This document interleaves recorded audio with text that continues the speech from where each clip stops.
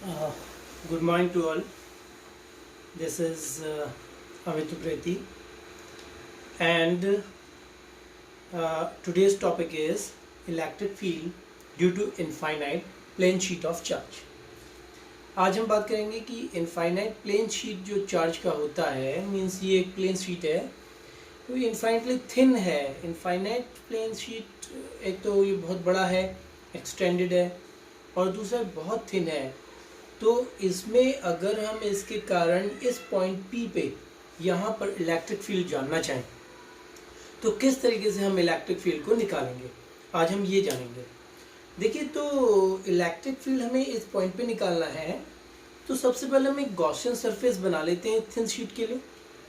Thin sheet के लिए Gaussian surface या तो हम एक क्यूबॉइडल शेप में बनाना पड़ेगा, बट क्योंकि इसका एक ऐसा क्राइटेरिया होता है कि जिसमें ऐसी डिस्टेंस चाहिए जहाँ से ये पॉइंट और ये पॉइंट दोनों बराबर डिस्टेंस पे हो,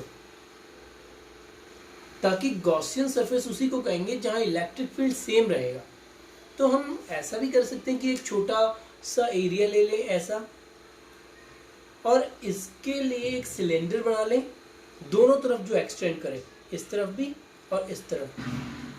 देखिए, ये भी r डिस्टेंस दूरी पे है और ये वाला भी r डिस्टेंस दूरी पे है. अगर दोनों r डिस्टेंस दूरी पे हैं, दैट मीन्स कि यहाँ दोनों में इलेक्ट्रिक फील्ड भी सेम ही होगा. तो इसका मतलब है कि एक गॉसियन सरफेस हो गया जिसने एक छोटे से चार्ज इसको कवर कर रखा है, ये वाले चार्ज को कवर कर रखा है, जितना चार्ज इसको कवर कर रखा है. तो यहाँ पर से अगर हम देखना चाहें कि फ्लक्स फाई कितना है, फाई, तो इसका फॉर्मूला भी आपको मालूम है, ई डॉट ए. अब देखते हैं कि यहाँ फ्लक्स अगर देखा जाए तो सिर्फ ये वाली सरफेस से बाहर आएगा. ये जो सर्कुलर इसका एंड्स हैं, यहीं से इलेक्ट्रिक फ्लक्स ऐसे बाहर आएगा. इलेक्ट्रिक फ्लक्स ऐसे नहीं जा पाएगा. क्यों? क्योंकि यहाँ पर जो अगर 90 डिग्री डालें तो ये इसका एरिया वेक्टर और इलेक्ट्रिक फील्ड का डायरेक्शन ये, एरिया वेक्टर का डायरेक्शन ये, दोनों के बीच 90 डिग्री और EA 90 डिग्री cos 90 0. तो यहाँ से कोई भी फ्लक्स बाहर नहीं जाएगा, सिर्फ यही वाले एंड से जहाँ से फ्लक्स बाहर जाएगा, और उसको हम निकाल सकते हैं phi equal to EA, E into A, right. तो EA इस तरफ और EA इस तरफ, यहाँ भी फाई इक्वल टू EA होगा, तो कुल मिला के फाई इक्वल टू EA यहाँ भी होगा. आप देख सकते हैं कि दोनों तरफ EA और EA, तो टोटल फ्लक्स फाई टोटल कितना हो गया, EA plus EA, E into 2A, ऐसा भी कह सकते हैं, phi is equal to E into 2A. अब देखिए कि अगर हम गॉस लॉ लगाएं, तो गॉस लॉ तो ये कहता है कि जो नेट फ्लक्स होता है, फ्लक्स टोटल होता है, वो total charge divide by epsilon not होता है. और मान लीजिए इसका चार्ज डेंसिटी है सिग्मा, चार्ज डेंसिटी सिग्मा है, तो हम क्या कह सकते हैं, सिग्मा चार्ज डेंसिटी है, sigma is equal to Q upon A. Total charge इस पे क्यू है, ठीक है. मान लीजिए इस वाले पे मान लीजिए टोटल चार्ज क्यू है, ये क्यू चार्ज है, यहाँ पर क्यू चार्ज लिख दूंगा, right, upon A. Area is this one area. अब देखिए, इसमें एक इनफाइनाइटली थिन शीट है, मतलब कि एक इसका पेज है, आप मान के चल सकते हैं कि ये एक पेज जितना है. जैसे कि मान लीजिए एक बुक है, इस बुक का ये वाला पेज, ये इनफाइनाइटली थिन शीट है. अगर इसको ऐसे मिला के ये बुक बना दी जाए, तो अब ये एक फाइनाइट थिकनेस वाली हो जाएगी. तो यहाँ पर अगर एक एरिया यहाँ लें और एक एरिया यहाँ लें, तो एरिया 2A बनेगा, A plus A 2A. But अगर हम एक थिन शीट के लिए कहें तो एरिया सिर्फ यही है और दोनों तरफ यही एरिया है, राइट. तो इसको हम सिर्फ एरिया A ही कहेंगे. तो phi total is equal to Q upon epsilon not, या फिर कह सकते हैं सिग्मा इंटू ए, देखिए मैंने एक ही एरिया लिया, ऐसा नहीं कि इस तरफ का अलग लिया और इस तरफ का अलग, क्योंकि एक इनफाइनाइटली थिन शीट है। Sigma A divide by epsilon not, ये सेकंड इक्वेशन और ये फर्स्ट इक्वेशन, दोनों इक्वेशन को अगर आप कंपेयर करें तो E into two A is equal to Q into A upon epsilon not. तो A से A कट गया और आपका आंसर क्या आता है, E is equal to Q upon 2 epsilon not, right. तो this is the electric field here at this point, यहाँ इस पॉइंट पे इलेक्ट्रिक फील्ड कितना होगा, Q अपॉन 2 एप्सिलॉन नॉट, यहाँ पर नेट इलेक्ट्रिक फील्ड हो जाएगा, ठीक है। और अब अगर हम देखें कि अगर मान लीजिए इनफाइनाइटली थिन शीट नहीं होता, जैसे कि मैंने बताया कि ये एक थिन पन्ना ना होकर एक पूरी बुक होता, तो यहाँ पर क्या डिफरेंस आता, देखिए यहाँ सिग्मा इंटू ए के बदले हमको लिखना पड़ता सिग्मा इंटू 2a, और देखिए क्या चीज होता है यहाँ पर 2a। अगर ये थिन शीट के लिए नहीं है और ये एक फाइनाइट विड्थ वाली थिकनेस है, तो यहाँ पर आंसर आता आपका Q upon epsilon not, right, sigma upon epsilon not, sigma into 2a ना, ये थोड़ा गलत हो गया। पहले आंसर था सिग्मा अपॉन 2 एप्सिलॉन नॉट, पहला आंसर जब यहाँ पर सिर्फ a था, जब इसकी फाइनाइट थिकनेस नहीं थी, बहुत इनफाइनाइटली थिन शीट था, तब आंसर था सिग्मा अपॉन 2 एप्सिलॉन नॉट। याद रखिए ये क्यू नहीं था, ये था सिग्मा अपॉन 2 एप्सिलॉन नॉट, और जब यहाँ एक फाइनाइट थिकनेस आ गई तो यहाँ भी 2 आ गया, यहाँ भी 2 आ गया, और ये 2 कट गया, तो दैट मीन्स अब आपका आंसर आता है E is equal to sigma upon epsilon not. तो ये दोनों चीज़ें अच्छी तरीके से याद रखिए, क्वेश्चन घुमा के आ सकता है कि एक फाइनाइट थिकनेस वाली शीट है तो उसका इलेक्ट्रिक फील्ड बताइए इस पॉइंट पे क्या होगा। तो फाइनाइट थिकनेस वाली शीट के लिए सिग्मा अपॉन एप्सिलॉन नॉट। अगर कहेंगे इनफाइनाइटली थिन शीट है तो उसके लिए यहाँ पर इलेक्ट्रिक फील्ड कितना होगा, तो आपका आंसर होगा sigma upon 2 epsilon not, right. ये डिफरेंस को याद रखिएगा। अब इसी के बेस पे, क्योंकि आपने अब प्लस चार्ज के लिए निकाल लिया है, एक प्लस चार्ज अगर एक है यहाँ पर इनफाइनाइटली थिन शीट है, तो ये अपने अराउंड किसी भी जगह इलेक्ट्रिक फील्ड देता है सिग्मा बाय 2 एप्सिलॉन नॉट, ठीक है। प्लस चार्ज क्या माइनस चार्ज भी होता तो यहाँ पर सिर्फ डिफरेंस आता माइनस सिग्मा का, तो अगर यहाँ पर माइनस चार्ज होता, इसमें चार्ज की डेंसिटी माइनस होती, तो यहाँ पर आंसर होता है E is equal to minus sigma upon 2 epsilon not. तो अब हम ये जानना चाह रहे हैं, मान लीजिए ये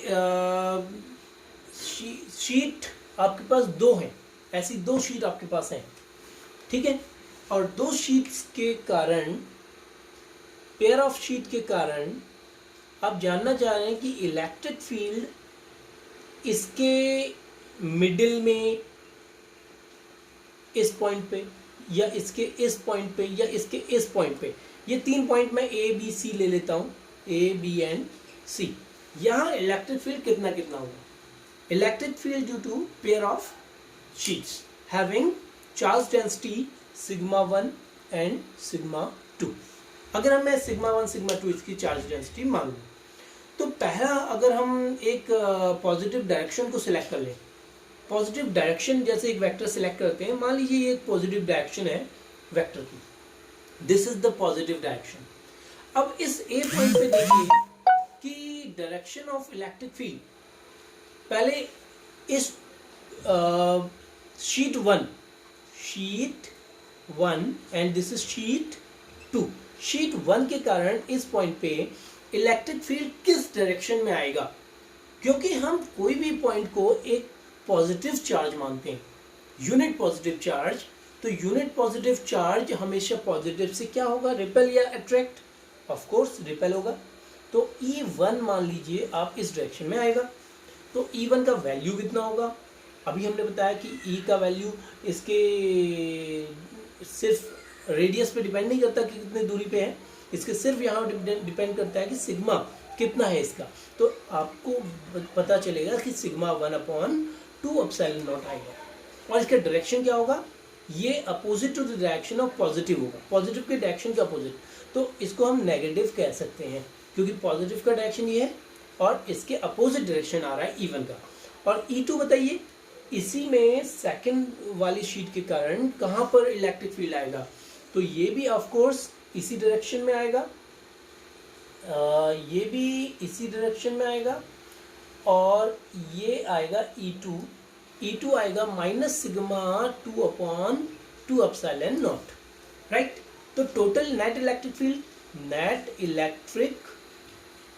फील्ड कितना आ जाएगा, E1 प्लस E2। तो net electric field E is equal to minus sigma 1/2 epsilon not minus sigma 2/2 epsilon not, right. तो ये इसका तरीका है इलेक्ट्रिक फील्ड निकालने का। अगर दोनों सिग्मा सेम हो तो यहाँ आप सिग्मा और सिग्मा ले सकते हैं, सिग्मा 1 को भी सिग्मा ले लीजिए, सिग्मा 2 को भी सिग्मा ले लीजिए, तो आपका आंसर आएगा -2 sigma upon 2 epsilon naught, that is 2 से 2 गया और sigma upon epsilon not minus sigma upon epsilon naught. Electric field आ गया इस पॉइंट पे minus sigma upon epsilon naught, कब, जब ये सिग्मा 1 सिग्मा 2 के बराबर है, right, when sigma 1 is equal to sigma 2, तब ऐसा होगा। और इस समय आप देख सकते हैं कि यहाँ पर नेगेटिव का मतलब क्या है, नेगेटिव का मतलब है कि आपने पॉजिटिव डायरेक्शन इसको सिलेक्ट किया हुआ है, तो नेगेटिव नेट इलेक्ट्रिक फील्ड इसी डायरेक्शन में है। अब बी पॉइंट पे मानिए, बी पॉइंट पे किस डायरेक्शन में इलेक्ट्रिक फील्ड होगा, अब देखिए बी पॉइंट पे इलेक्ट्रिक फील्ड के डायरेक्शन, पहले शीट 1 से लें, शीट 1 इसे रिपेल करेगा और E1 इस डायरेक्शन में आएगा, शीट 2 भी इसे रिपेल करेगा इस डायरेक्शन में, क्योंकि प्लस प्लस को ऐसे रिपेल करेगा, यहाँ प्लस प्लस को ऐसे रिपेल करेगा, तो E2 का डायरेक्शन ये होगा।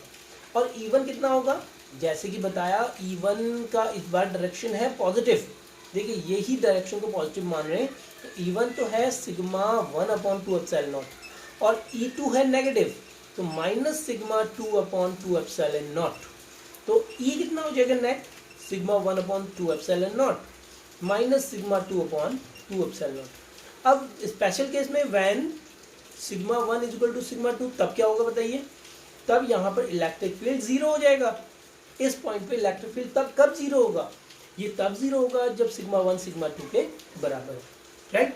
और थर्ड सी पॉइंट पे, ये तो एट पॉइंट कौन सा था, पॉइंट बी। अब पॉइंट सी की बात करते हैं, तो पॉइंट सी में देखिए, पॉइंट सी पे अगर हम इलेक्ट्रिक फील्ड निकालना चाहें, ये E1 भी इसे रिपेल करेगा और E2 भी इसे रिपेल करेगा, दोनों रिपेल कर रहे हैं, और दोनों अगर रिपेल कर रहे हैं तो डायरेक्शन बोलिए E1 का प्लस डायरेक्शन क्योंकि पॉजिटिव के साथ है, सिग्मा 1/2 एप्सिलॉन नॉट, E2 ये भी plus sigma 2/2 epsilon not, total net हो जाएगा sigma 1 plus sigma 2/2 epsilon not. Again अगर ये सिग्मा 1 सिग्मा 2 के बराबर है, तो when sigma 1 is equal to sigma 2, तो क्या होगा, तो इलेक्ट्रिक फील्ड होगा 2 sigma upon 2 epsilon not, again 2 से 2 गया, सिग्मा अपॉन एप्सिलॉन नॉट, आपका आंसर यहाँ पर आ जाएगा, ठीक है। तो ये 3 केसेस के लिए है। इसके बाद हम एक कैपेसिटर जैसे हम पढ़ते हैं, कैपेसिटर अभी शुरू करेंगे, तो उस कैपेसिटर के केस में अब अगर मैं बोलूँ कि कैपेसिटर क्या होता है, तो वो हम कैपेसिटर के चैप्टर में ही पढ़ेंगे। उससे पहले मैं बता दूं कि उसकी चार्ज डेंसिटी एक की प्लस हो जाती है, एक की नेगेटिव, 2 शीट्स होती हैं, उसमें एक की चार्ज डेंसिटी पॉजिटिव होती है और दूसरे की नेगेटिव।